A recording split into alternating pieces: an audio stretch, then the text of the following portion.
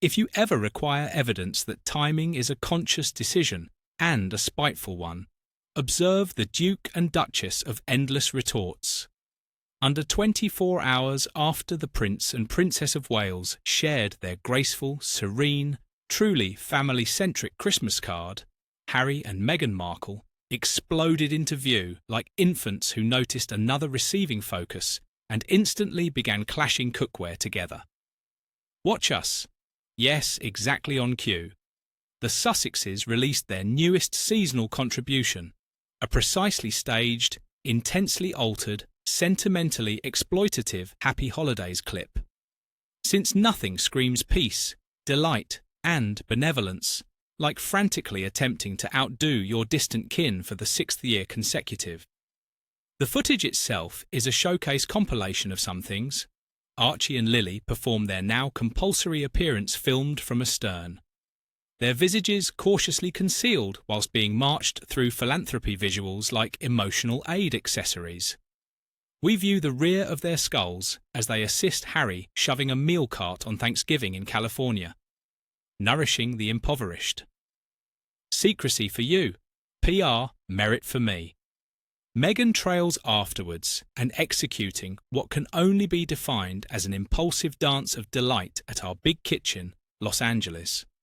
Since nothing conveys serious duty like grooving for the lens while feigning not to see it.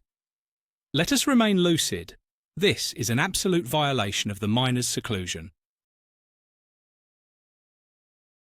They are too little to agree, too little to comprehend, and still somehow always accessible when mommy and daddy must soften the label. By this stage, whenever the offspring show, even slightly, numerous folks just sense a profound echoing. Who minds? It is the identical frame every instance, rear of the skull, meticulously trimmed perspectives, sentimental lures with zero genuineness. How inventive, how courageous. Here is the amusing bit. Although the youngsters feature in the film, they are absent on the real festive greeting. Rather, Meghan and Harry are captured clasping palms and beaming in the frost at the Invictus Games in Canada back during February. February, for a seasonal note, issued in December. Cheerful?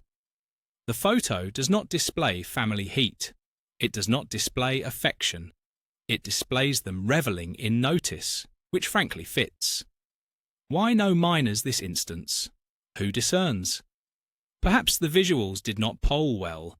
Perhaps the gossip circuit regarding their union required a counter-story. Perhaps Meghan desired to alert everybody that yes, they are very joyfully wedded. Thank you so much. Cease inquiring. Now, let us proceed to the actual headliner of the event.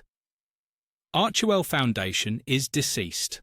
Long survive Archewell Philanthropies. 5 years following Megxit, the Sussexes declared conveniently beside their seasonal material that their non-profit has been retitled, not reorganised, at least not openly, not broadened with fresh projects, not joined by a thorough scheme, merely retitled since evidently the Globe was not certain what Archewell performed. Philanthropies, in case we felt baffled. Perhaps Meghan ought to relabel herself as Meghan Philanthropist while she is at it. Or better still, Archewell Psychopathies, Archewell Philanthropic Limited, the Gaze at Us Foundation, the Sussex Slush Reserve, select your choice. This rename shrieks overcorrection. True humanitarians do not need to broadcast it in the firm title. They just give their own cash from their own net value, silently, regularly. The Sussexes, however, cannot even repair their reportedly decaying terrace, yet wish to be viewed gravely as worldwide patrons. The Davos Group is not ringing. Booking reps know. Global aristocrats know. Everybody knows. This is marketing, not kindness. Anyone who has tracked this tale for more than 5 minutes identifies the sequence. The Royal Foundation became MWX, which was then renamed as Sussex Royal, then rebundled as Archewell Foundation, and, presently, in its newest embodiment, Archewell Philanthropies. A title shift seemingly crafted to write out, in case anybody missed it, that they wish the populace to trust they are humanitarians. Same folks, same moods, same queries regarding cash streams, costs, and late submissions. In the UK, the Sussexes were formally examined by the Charity Commission for dubious transactions. Now, opportunely, a title swap emerges just as tax records approach. Wholly standard. Nothing to view here. Some surmise the trust was closed to evade lodging long-postponed ledgers.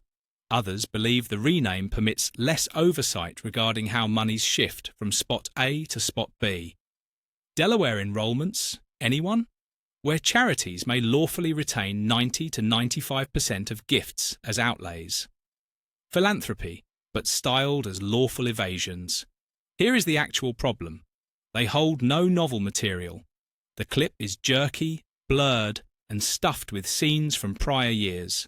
Journeys to Nigeria and Colombia, aged aid visits that disputed LA blazes stop, support snippets regarding web danger, none of it connected, none of it fresh. If this was intended to be rousing, it flopped. It came across hopeless, self-serving and hurried. Which tracks because plainly it was hurried. The Waleses released their card, and abruptly the Bureau of the Harkles was in total alarm state. You can virtually hear Meghan snapping the lash at 3 a.m, while some sad trainee wildly patched together a showcase loop of evidence that they perform tasks.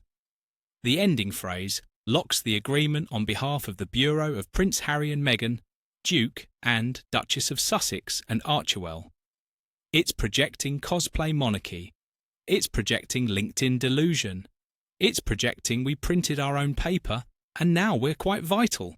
This also lifts a huge red flag. Are they intentionally binding their royal titles to their monetised base lest those titles get stripped? Since it surely looks like they're trying to forge a backup identity as the Duke and Duchess of Archewell. Sandringham Agreement, who their whole being is constructed around one aim, outdoing William and Catherine, and they flop every single occasion. Devotees will claim this clip confirms the Sussexes do more than the Waleses. Truth check. If William and Catherine issued a film of their duties, it would be hours long, not a 30-second TikTok fever trance sewn together from scraps. The Waleses need not shout. The Sussexes cannot stop screaming. Note how the text now highlights family. Archie and Lily are included in the Truss saga. Not because they aid, they are tots, but because their parents are frantic to remind the earth that they own royal kids too. Meanwhile, those same children do not see their grandfathers, aunts, uncles, or cousins. Charity starts at home. Save when it doesn't fit the script. The Sussexes love that motto. Show up, do good. Unless it's Meghan's ill dad. Unless it's family peace. Unless it doesn't come with cameras. Then abruptly, Pity has office hours. Messy hair, knit vests with no shirt, a scent of armpit activism, sunshine pumped forcefully up one's own rear, faceless kids dragged out to make their parents look human. It is all so gross.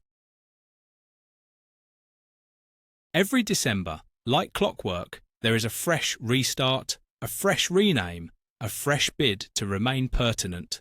Wash, repeat. You can alter the title, but it is still them. Leopard marks. This note and clip prove one thing. They are out of thoughts. No fresh feats, no true effect, no openness.